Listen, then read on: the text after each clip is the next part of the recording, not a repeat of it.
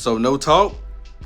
Apparently, Diddy is running the prison that he is being held in from the inside.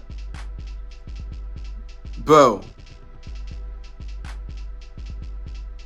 we were joking, nigga. Why are you literally like the kingpin for Spider-Man? Why are you literally the blast mask from Batman? Why the fuck are you a legitimate threat? You're a legitimate threat. A nigga with superpowers needs to come to stop your ass. Cause why are you moving like this?